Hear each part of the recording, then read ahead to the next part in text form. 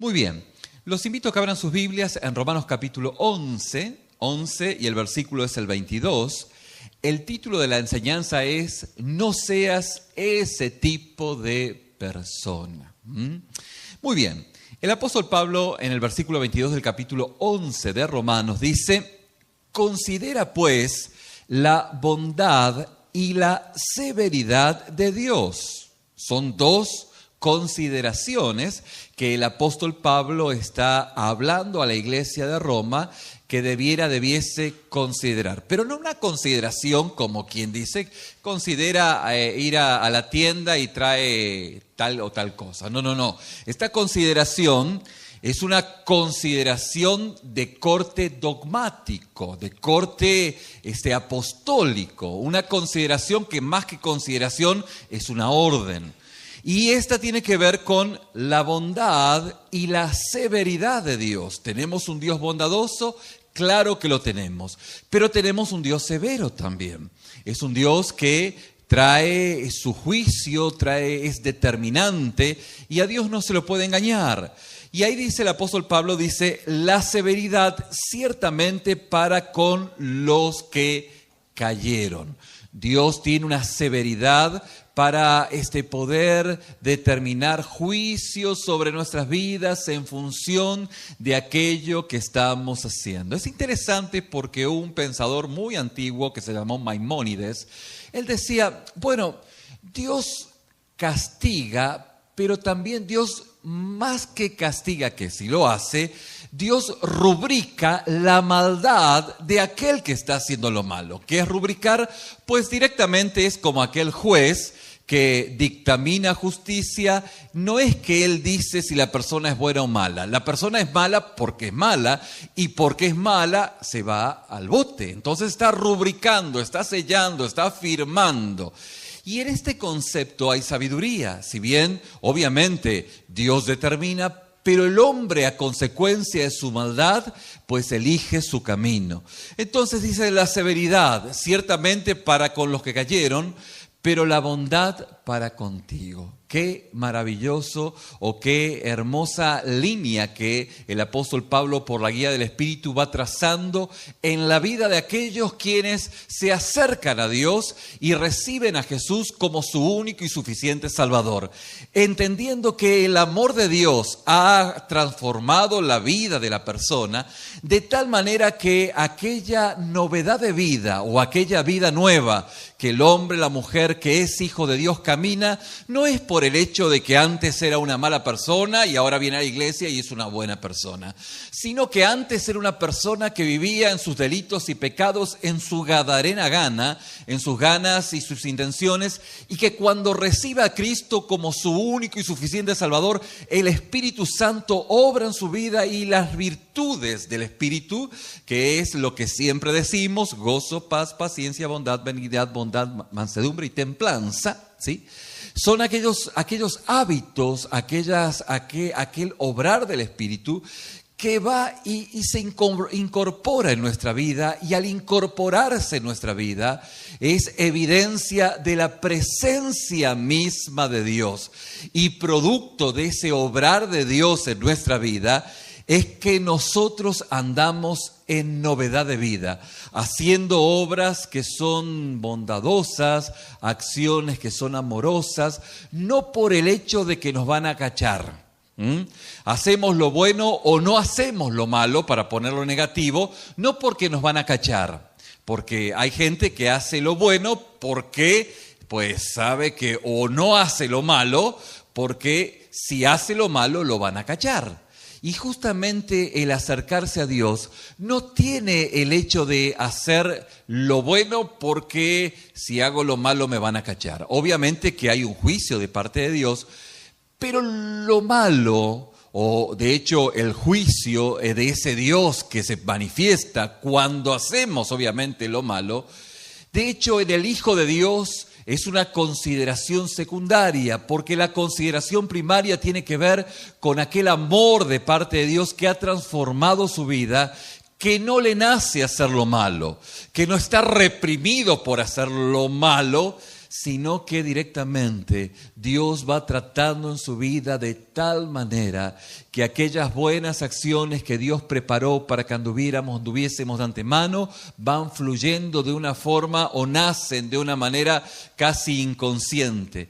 Hay una aptitud, por decirlo de una manera, de una forma que nace a hacer aquellas cosas que Dios mismo ha preparado de antemano para que anduviéramos en ella. Por eso dice: pero la bondad para contigo. Dios es un Dios bondadoso y nuestras acciones de bondad no tienen que ver con el hecho de que pues va a venir la policía, como decíamos el domingo pasado, ¿bien? Y aquel que hace lo bueno solamente porque viene la policía, fíjense qué notable, el día que se le salga ese estorbo, entonces va a volver a hacer lo malo. Y no ese es el punto, no ese es el punto. El mundo, de hecho, la gente, de hecho, tiene noción de que muchas cosas se hacen y las hacen mal. ¿Y qué es lo que hacen? Pues se van a un psicólogo o a un psiquiatra para que les quite ese pesar de su corazón de que están ofendiendo a Dios. Entonces ya con eso quitado de su mente y su corazón, van y pecan a piacere, pecan a como da lugar. Y esto justamente no es lo que Dios hace en nuestra vida, sino lo que Dios hace en nuestra vida es como dice el apóstol Pablo: pero la bondad para contigo, si permaneces. Hay un estado de permanencia, una permanencia en su bondad. Decíamos hace algunos domingos atrás: bienaventurados los que tienen hambre y sed ¿de qué? De justicia, porque ellos serán saciados. Y usted dice, bueno, justicia, y justicia no hace sentido si usted entiende o no entiende que justicia dentro del pensamiento cristiano y bíblico es dikaiosune. Y dikaiosune quiere decir una buena relación con Dios. Entonces esta bienaventuranza quedaría así: bienaventurados aquellos que tienen hambre y sed de una buena relación con Dios, porque ellos serán saciados. Porque al tener una buena relación con Dios, lo que se rompe es la desconfianza que el hombre tiene para con Dios. Y en esa desconfianza que el hombre tiene para con Dios, justamente el hombre no puede comprender el amor de Dios y la bondad de Dios para con cada uno de nosotros. A lo que decíamos domingo pasados, y lo seguimos afirmando, en que lo que es el pecado justamente es no aceptar la bondad de Dios. En decirle a Dios, palabras más, palabras menos, como decíamos y dijimos cada domingo, decirle a Dios: mira, lo que tú quieres hacer conmigo, la bondad que tú quieres tener para conmigo, la felicidad que tú quieres tener para conmigo, no te preocupes, deja que yo me la aplico a mí mismo. Yo sé cómo ser feliz, yo sé cómo ser bondadoso conmigo mismo, yo sé cómo trazar mi camino. Y camino lo hago al andar, y al andar hago camino, y así sigue el poema, ¿no? Entonces, de esa manera yo hago camino al andar, pero bajo mis criterios. Y esto decíamos que el hombre por naturaleza no sabe lo que realmente lo hace feliz. Y al no saber lo que lo hace feliz, justamente en donde busca la felicidad es o son los trancazos que todos nos hemos dado en la vida. Porque al final del día, todo lo que hicimos en nuestra vida lejos de Dios era para ser feliz, o creímos que lo que hacíamos era para ser feliz. Esos trancazos que nos hemos pecado. Y usted dice, bueno, ¿cómo sé que me ha dado trancazos? Bueno, si por ahí sigue siendo muy iluso, mire para atrás introspectivamente hacia adentro. Y si usted ve que hay pura devastación, no se piense que Dios estuvo ahí. Dios no estuvo obrando. No se confunda. Mirar solo para atrás y ver pura devastación, ahí Dios no estuvo.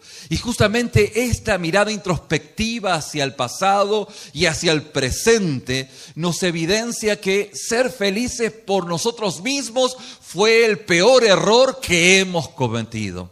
Mientras que cuando nos volvemos a Dios, reconociendo, como decíamos hace unos minutos pasados, mi esposa hablaba acerca del reconocimiento, un reconocimiento honesto, obra y fruto del Espíritu, quien nos confronta con nuestra condición, nos confronta con nuestro pecado, y dentro de esa lucidez espiritual, pues podemos volvernos a Dios pidiéndole perdón por nuestros errores, por nuestros pecados.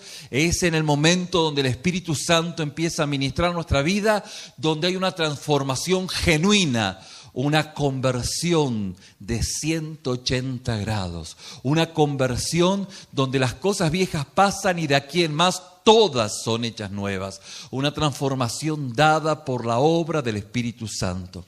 Y en aquellos quienes son hijos de Dios, como el apóstol Pablo está hablando a la iglesia en Roma, justamente dice, pero bueno, la severidad ciertamente para los que cayeron, pero la bondad para contigo si permaneces en su bondad o si recuerdas, ticardio, si recuerdas, haces volver a tu corazón, haces retornar a tu corazón aquellas verdades eternas que nunca debieron haberse salido de tu mente, de tu corazón, de tu vida, y por esa condición pues estás caminando para el monte. Palabras más, palabras menos, ¿no? Si permaneces en su bondad, de otra manera, pues ni te creas que sos consentido. O sea, no hay chiqueados de Dios. No hay gente que dice, no, yo puedo hacer lo que quiera y Dios, pues bueno, dice de otra manera, tú también serás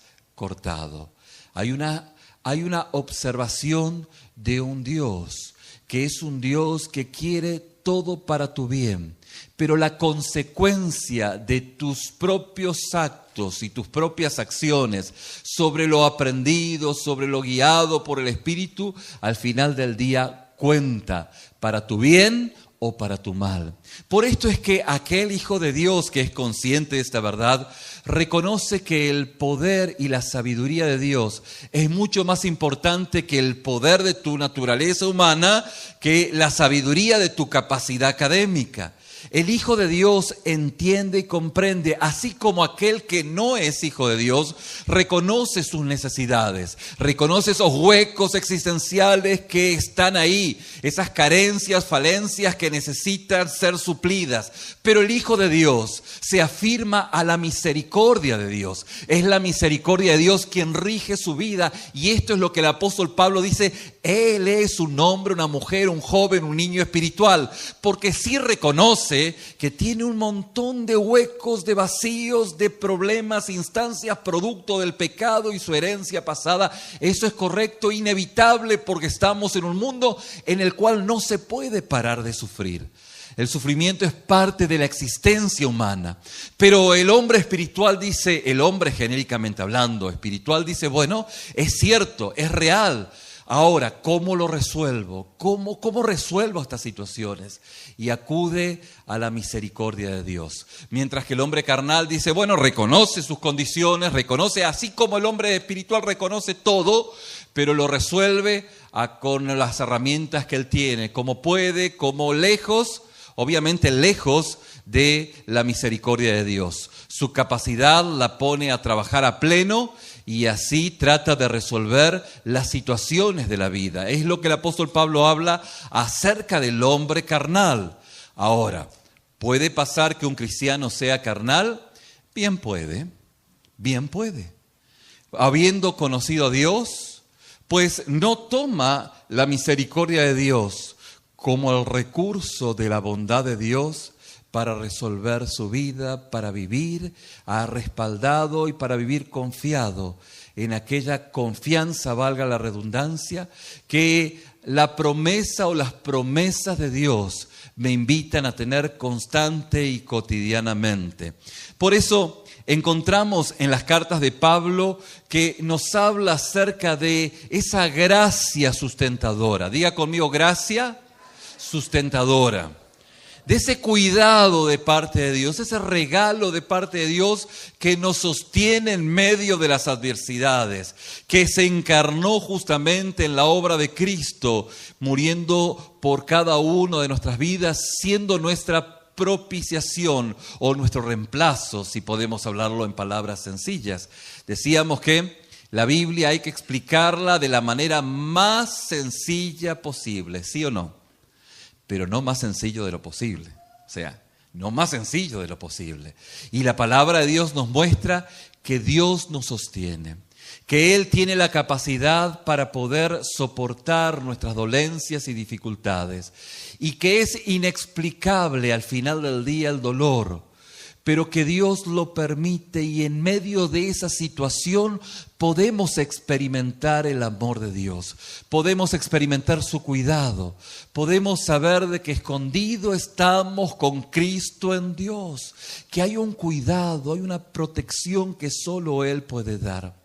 Mis hermanos, hoy como iglesia hemos orado por hermanos, amigos muy necesitados, a los cuales pues se manifiesta también el amor de Dios, el cuidado y la protección de Dios, pero no se limita a ello, sino que es algo que Dios hace en nuestro interior, dándonos de su cuidado constante y cotidianamente.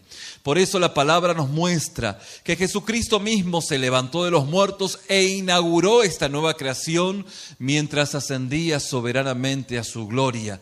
Podemos ver de que hay un propósito, hay un camino por el cual debemos transitar, camino que transitamos en esa obediencia, en esa sujeción a un Dios soberano, a una ley que no está en nosotros mismos, a una ley que está por fuera de nuestra vida, y que nosotros no nos acercamos en nuestra espiritualidad con una acción autónoma, como decíamos domingos pasados, como aquel que entra a una tienda y dice: quiero los frijoles, quiero el arroz y quiero el jitomate. No es así, sino que hay una ley por fuera que va guiando y conduciendo mi vida, y que en obediencia a esa ley, que es la ley de Dios en su palabra, que por el Espíritu Santo me va indicando qué acciones debo hacer. La primera acción que debo de hacer es reconocer mi condición pecaminosa.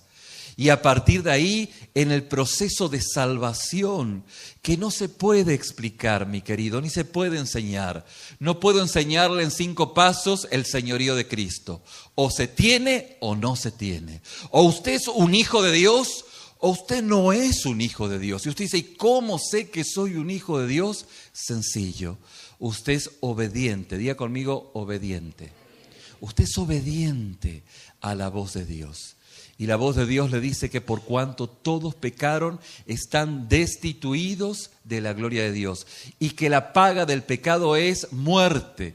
Por tanto, la palabra de Dios va afirmando que ese pecado es aquel que va carcomiendo mi vida. Y en esa perversidad de mi corazón es donde hoy me encuentro, donde usted se encuentra, y usted lo entiende, lo reconoce por la obra del Espíritu. Y es en ese punto, es en ese lugar en donde Dios quiere encontrarlo. Es el encuentro que usted tiene con Dios. De otra manera es jugar con Dios. De otra manera es jugar a una religiosidad que al final del día es entretenimiento, porque es una espiritualidad individualista donde ahí Dios no está. Aquel que se acerca a Dios reconoce su condición y confiesa con sus labios lo que ha ocurrido dentro suyo. El Señor ha transformado, ha cambiado su vida. Y es a partir de ahí donde nos encontramos a través de la fe con el obrar de un Dios todopoderoso que empieza a corregir, a rectificar y a cambiar mi vida. Justamente en este proceso encontramos que el apóstol Pablo dice: mira, cuando ya eres un hijo de Dios, no seas como aquel hombre, no seas como aquel que está ajeno de Dios.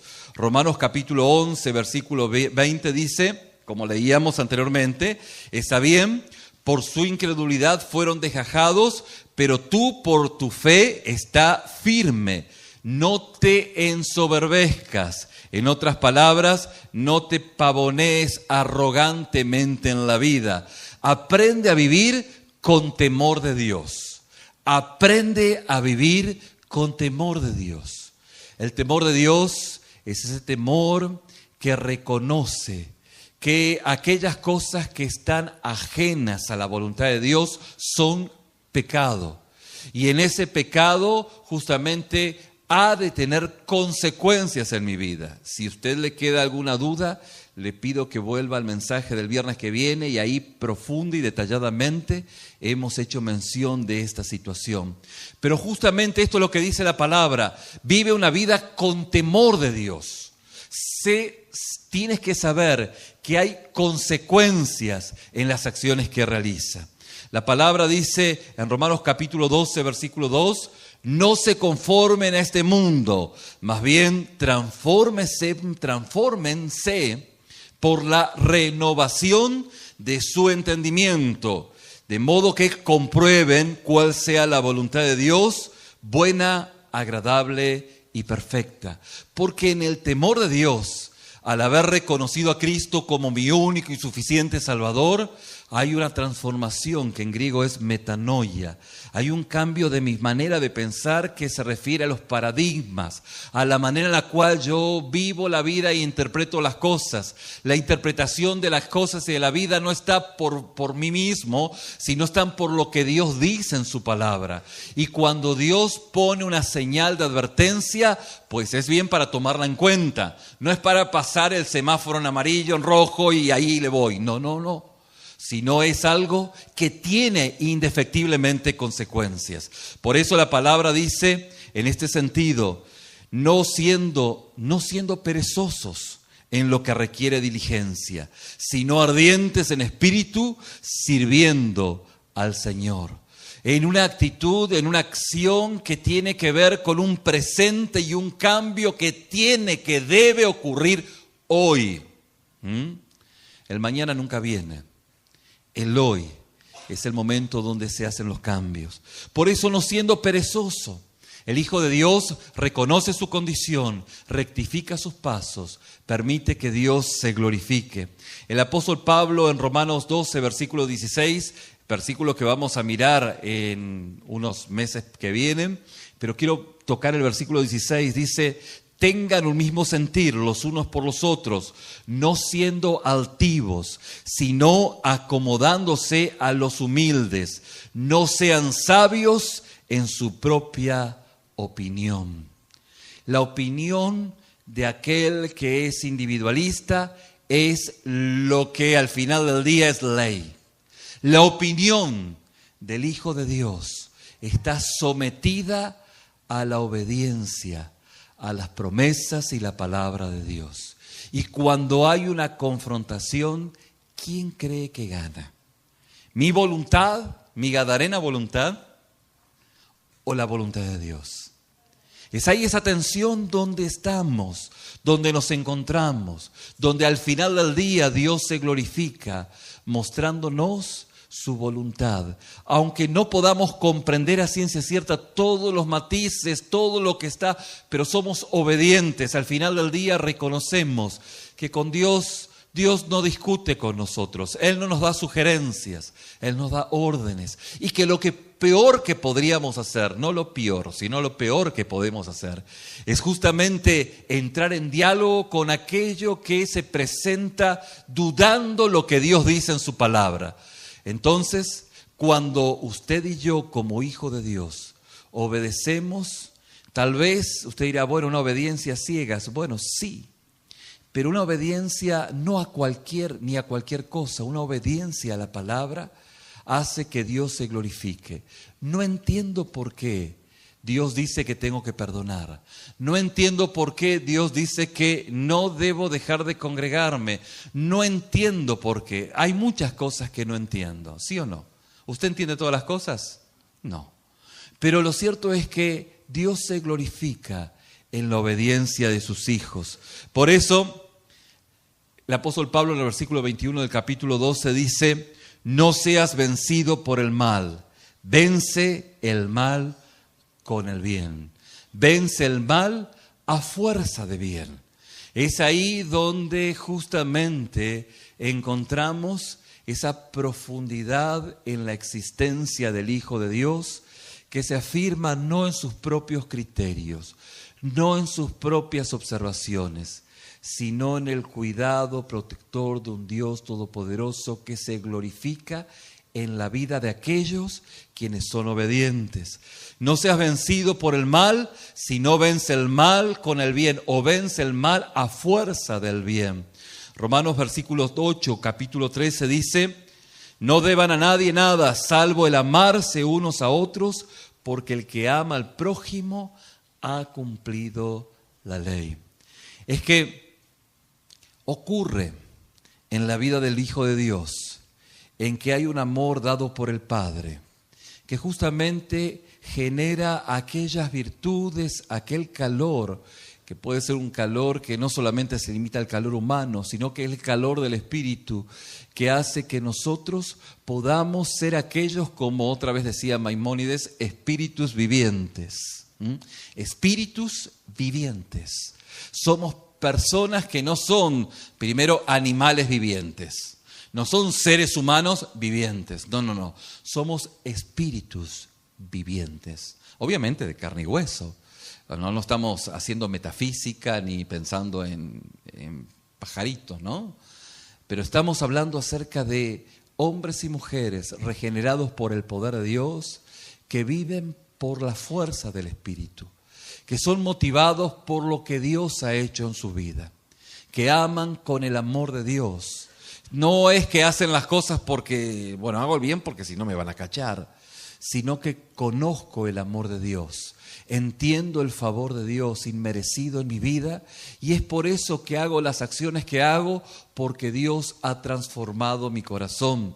La palabra de Dios dice, el apóstol Pablo habla en 1 Corintios capítulo 1, versículo 10, los exhorto pues, hermanos, por el nombre de nuestro Señor Jesucristo, a que se pongan de acuerdo y que no haya más disensiones entre ustedes, sino que estén completamente unidos en la misma mente y en el mismo parecer. Bienaventurados los dikaiosune, decíamos al principio del mensaje, aquellos que tienen una perfecta, una buena relación con Dios, porque aquel que tiene una buena relación con Dios tiene indefectiblemente una buena relación con su hermano. Decíamos en la escuela dominical que cuando hay confrontación, cuando hay pelea de un hermano con otro, el punto no es encontrar quién tiene la razón, el tema es saber quién de los dos está más lejos de Dios. Porque aquel que está más lejos de Dios es el que más enfurecido está. Y aquel que justamente tiene una buena relación con Dios, pues hace y propina, mientras de su parte esté, el estar en paz con quien está en su derredor.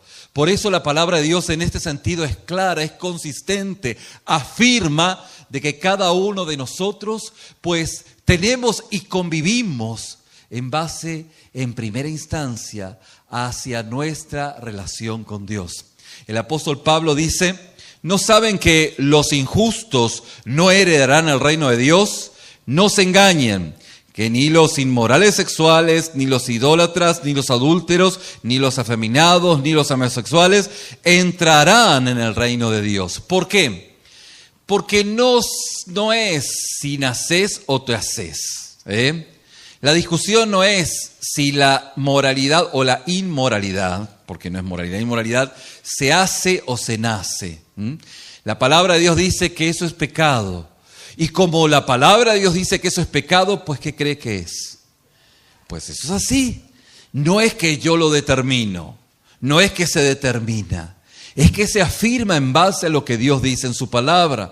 Por eso es que en la ley externa, al poder entender justamente que al ser pues enseñado en la palabra, hay un desengaño.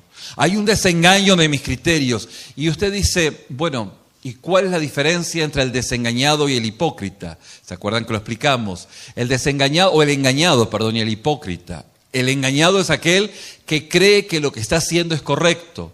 El hipócrita es aquel que está haciendo las cosas y sabe que está mal.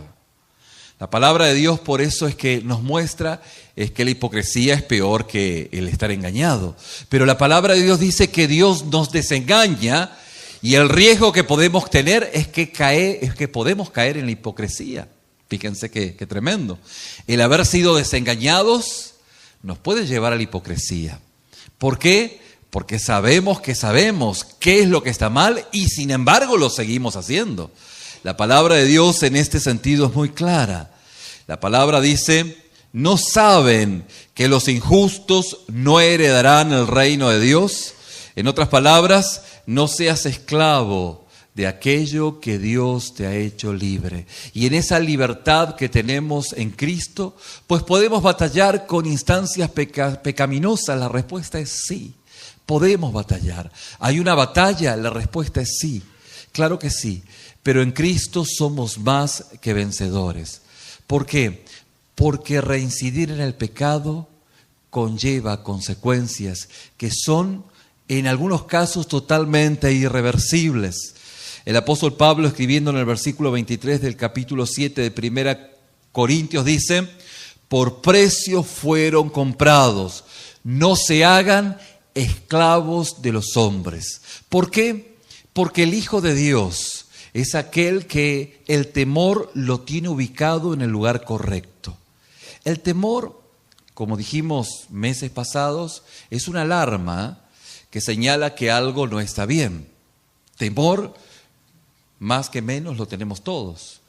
Pero el temor ubicado en Dios es donde el Hijo de Dios tiene que ocupar su temor. El temor a Dios es importante y es el lugar donde debiese estar ocupado el temor o ubicado el temor, ya que es el lugar donde nos advierte y Dios nos corrige. El temor puesto en el hombre acarrea maldición, pero el temor puesto en Dios, pues me encamina por la puerta derecha, como decíamos, ¿no? Y esa puerta derecha nos indica el camino que Dios ya ha trazado en ese GPS que Dios ha determinado para llegar a destino. Porque usted sabe que cuando usted no toma el camino que el GPS determinó, el GPS empieza a decir recalculando, ¿no? ¿Sí o no? ¿Cuántas veces le ha pasado? Recalculando. Y en ese recalculando, espiritualmente hablando, es hacer su voluntad. Cuando empezamos a caminar en Dios, hay muchos recalculando. Pero si su vida se la pasa recalculando, lo más probable es que hijo de Dios no sea. Hijo de Dios no sea. Porque el Hijo de Dios, pues a medida que va afinando su oído a la voz de Dios, va encaminando su vida. Esto es lo determinante. Y sí, en algún momento puede ir recalculando, pero no hace del recalcular su vida cotidiana, su vida constante. Por eso la palabra de Dios dice en el versículo 13 de 1 Corintios capítulo 10, dice la palabra de Dios: no les ha sobrevenido a ustedes ninguna tentación que no sea humana, pero fiel es Dios, que no los dejará ser tentados más de lo que ustedes pueden soportar, sino juntamente con la tentación dará la salida para que puedan resistir. En otras palabras, usted puede decir, bueno, es que estoy recalculando porque hay una naturaleza que me lleva a recalcular. Y esto en cierta medida es cierto, pero está el poder del Espíritu que lo ayuda a poder sobreponerse a ese volantazo, ¿no? Que lo quiere llevar por un camino que usted sabe que no es el camino que Dios ha determinado. Por eso el apóstol Pablo dice: nadie busque su propio bien, sino el bien del otro, porque hay una acción propia de poder estar mirando en mi prójimo, en mi próximo, el favor y la gracia que Dios ha puesto en mi vida para poder derramarla en otras personas. No seas egoísta, no seas como aquel que es individualista, no seas como aquel que hace de su religiosidad una espiritualidad estrictamente unipersonal, autónoma, sino que teme a Dios. Busca su presencia, vive en la externa palabra de Dios que va conduciendo por el Espíritu, guiando cada uno de tus pasos, para llegar a ser justamente una persona que es una persona adulta espiritualmente hablando. Hermanos, no sean niños en el entendimiento, más bien sean niños en la malicia, pero hombres maduros en el entendimiento. Hay un entendimiento que es un entendimiento producto de aquellos quienes obedientemente van siendo guiados por el Señor en el camino que Dios ha determinado sin recalcular demasiado el camino. Hay hermanos que han Al final del día, hijos de Dios que han seguido sus caminos, el Señor le ha recalculado el camino nuevamente y han llegado, están caminando, pero el camino es más pedregoso, el camino es más dificultoso por las consecuencias del pecado que Dios quería haberle evitado. Y fíjese que justamente en esto implica aquella madurez, porque aquel que es ingenuo no es señal de madurez. La ingenuidad no es señal de espiritualidad. El ingenuo es un inmaduro. Y el inmaduro es aquel que no tiene conocimiento. Y la palabra de Dios dice que el pueblo pereció por falta de ¿qué? No por falta de ayuno, de oración o venir a la iglesia. Por falta de conocimiento. Y es ese conocimiento espiritual, ese entendimiento que da justamente el temor a Dios. Lo que decíamos, no ser autónomos. Por eso, no se dejen engañar. Las malas compañías corrompen las buenas costumbres. Mira con quién anda. Mira con quién estás. Mira qué escuchás. O mira qué ves. A ver qué escuchás. Y todo esto, pues, pudiese encontrar la respuesta a tantísimo lamento que hoy pudieses estar viviendo. Dice la palabra, hablando acerca de esa comunión con Dios y de esa relación también, que no solo se da en el ámbito de matrimonio. El apóstol Pablo está hablando al matrimonio, dice, no se unan en yugo desigual con los no creyentes, porque ¿qué compañerismo tiene la rectitud con el desorden? ¿Qué comunión tienen la luz con las tinieblas? Y aunque esto es una palabra muy cierta para el ámbito relacional de los solteros, está refiriéndose al convivio entre la luz y las tinieblas. Mi querido, Dios no respalda una vida de pecado, la luz y las tinieblas no se mezclan, el agua y el aceite no se combinan. Esto es así, no sé qué otro ejemplo puedo usar. Sería atentar contra su inteligencia, ser más explícito. Pero la palabra de Dios dice, las tinieblas con la luz no se mezclan. Entonces usted dice, bueno, pero a mí las tinieblas me tiran. Lo que el apóstol Pablo habla o lo que la Biblia habla acerca de las concupiscencias. Y esto es aquello que Dios quiere limpiar en nuestro corazón. ¿Se acuerdan? Las concupiscencias es como ese guante, ¿sí? Un guante, ¿sí? Que está en mi corazón. ¿Y qué es el pecado? Bueno, el pecado es aquel que entra en ese guante y que empieza a manipular a aquel que está lleno de concupiscencias. ¿Me explico? O sea, usted no va a poder cambiar este mundo podrido, putrefacto y pecaminoso, ¿sí o no? ¿Lo va a poder cambiar? No. Por más que haga protestas y digan, no quiero más los antros, fuera los prostíbulos, fuera, y usted haga pancartas, ¿sí? No, ahí van a estar, Ahora, yo le garantizo que usted jamás va a pisar un bar si su corazón está limpio. Jamás va a ir a un lugar inmoral si no hay ningún guante en su interior al que el pecado pueda introducirse y pueda manipularlo. ¿Me explico? Usted, en su entorno, usted no puede pedirle en su entorno laboral, a no ser que usted sea el patrón o sea el supervisor. Pero usted no puede decirle a, no sé, aquí mi hermana que trabaja en la universidad, no puede decirle a todos los docentes, a todos que se vistan de una... Bueno, aunque puede haber un protocolo de vestimenta, ¿no? Pero no se puede decirle al mundo que se vista de tal o cual manera. Ahora, el Hijo de Dios obviamente va a cuidar sus ojos, va a cuidar su mente porque tiene un corazón limpio. ¿Me voy explicando? Me voy explicando. Usted tiene al tener un corazón limpio, usted va a cuidar su mente y su corazón de todo aquello que el mundo va a proponerle.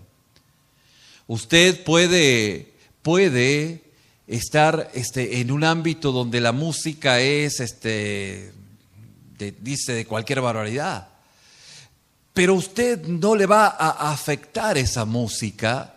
o toda la narrativa de la narrativa de infidelidades, de desamoríos y todo eso, porque su copa está rebosando, porque su corazón está lleno. ¿Me va entendiendo? O sea, no se conecta. Sí se conecta cuando su corazón no está lleno, su copa no está rebosando. Entonces necesita un poquito más y de repente algún cantante popular podía llenar esa copa. ¿Me explico? Figurativamente hablando, con lo que el salmista está diciendo. Pero cuando su copa está rebosando, no necesita del mundo, no necesita de nada. Toda concupiscencia, todo guante que hay en su interior, pues ya no está. Y si está siendo atacado por el poder de Dios. De tal manera que hay una lucha interior que hace que Dios se glorifique. Y este es el proceso. No seas como aquel que tiene todos los guantes ahí armados de concupiscencia y que solo falta que pase por un bar. Me llevó. Y pase por un antro. Va para allá.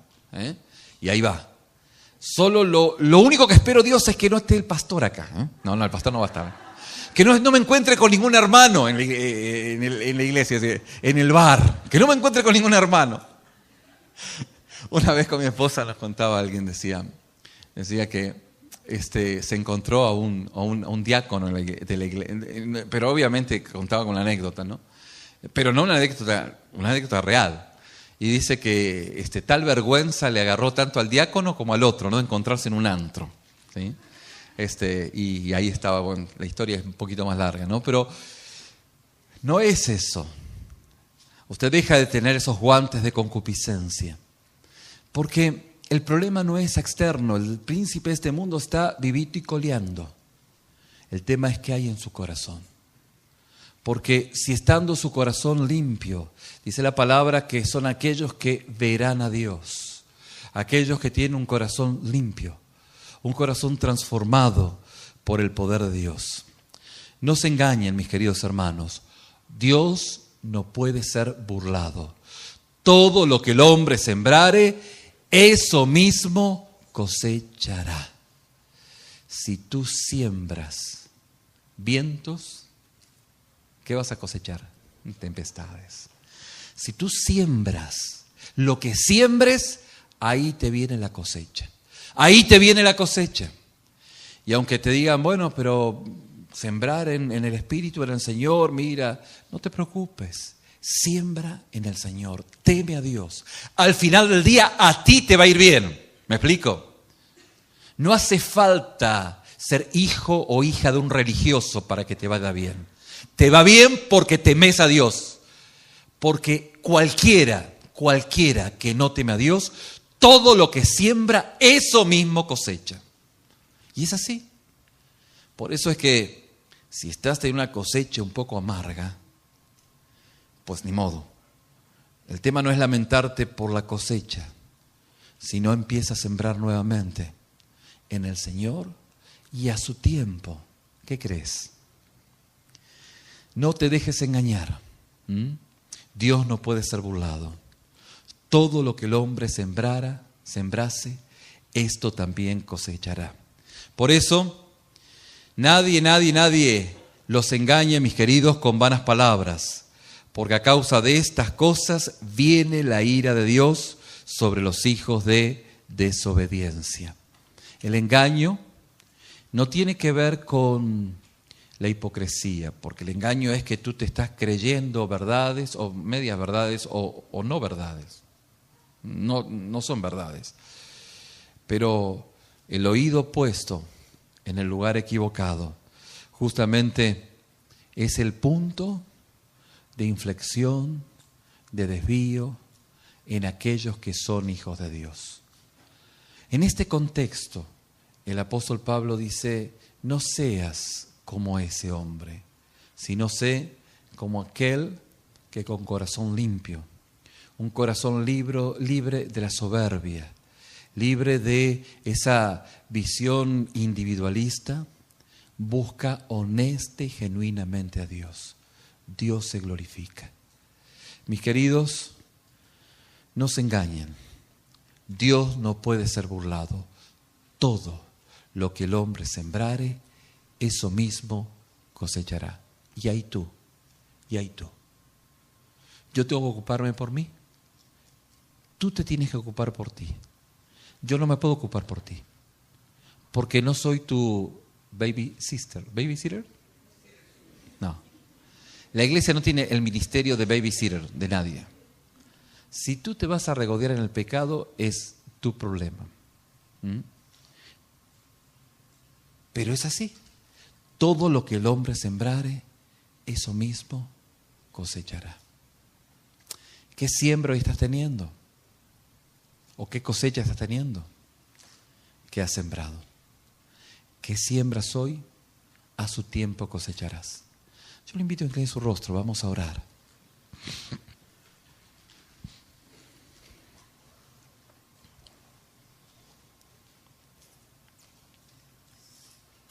La ira de Dios viene sobre la desobediencia.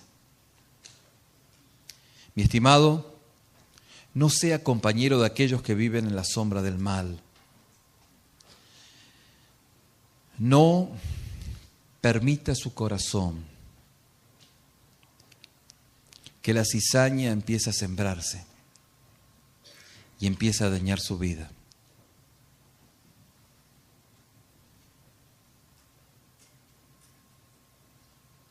Padre, ministra la vida de tus hijos.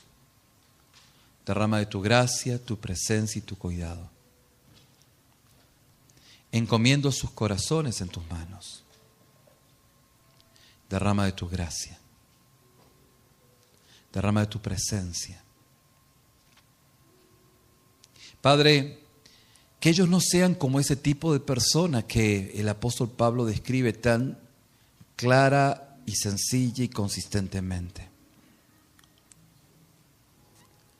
Permite que tu palabra pueda permear sus corazones y tu bondad pueda abrir esa puerta derecha que encaminará sus vidas. Para aquellos quienes en esta mañana, pues, de todo lo que en esta mañana hemos expuesto,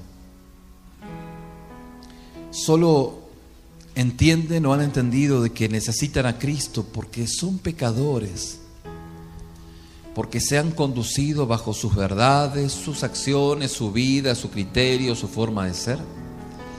Y hoy por el Espíritu, es el Espíritu quien nos hace reconocer su condición. Puede orar con sus palabras o con las mías, reconciliándose con Dios, pidiéndole perdón a Dios, diciéndole: Señor Jesús, en esta mañana te pido perdón por mis pecados, por mis errores. Es sin lugar a duda, mi querido amigo, que usted está como una película recordando qué tan lejos está de Dios. Eso es convicción de pecado. Si usted no lo tiene, no repita conmigo esta oración. Pero si el Espíritu Santo está poniendo convicción de pecado, pídale perdón. Dios quiere glorificarse en su vida. Padre, ministra a aquellos quienes en esta mañana están entregando su vida a ti. Perdona sus pecados. Derrama de tu gracia y tu presencia. Y con sus palabras o con las mías, dígale: Señor, te pido perdón. Entra en mi corazón. Te recibo. Te pido que me guíes, conduzcas mi vida. Padre, confirma la oración de fe de aquellos quienes por tu Espíritu están entendiendo y que esta palabra ha sido muy dulce a su corazón, porque solo tú tienes el poder para transformar palabras en poder, en darle sentido en el diálogo interno que quienes hoy en esta mañana están entregando su vida a ti. Padre, por aquellos quienes son tus hijos también y que están haciendo de su vida una espiritualidad autónoma, permite que en esta mañana corrijan su vida y se vuelvan al gobierno de tu señorío. en temor a ti y en obediencia a tu palabra. Para que a partir de hoy comience una nueva siembra que a su tiempo han de cosechar. Y mi estimado, no estoy refiriéndome a nada material, por favor, por si una noción de esto estaría en su... No. Una siembra que tiene que ver con su corazón, con su vida, con sus aptitudes, sus acciones, su desobediencia pues a la palabra. Empieza a sembrar en obediencia a Dios y a su tiempo, al tiempo de Dios, va a cosechar. Padre, por cada uno de los que están en este auditorio, ministra sus vidas, derrama de tu gracia. Permite que la decisión que hoy han tomado se externe en acciones que al salir de este lugar, como aquellas obras que tú preparaste de antemano, empiecen a vivir. En el nombre de Jesús.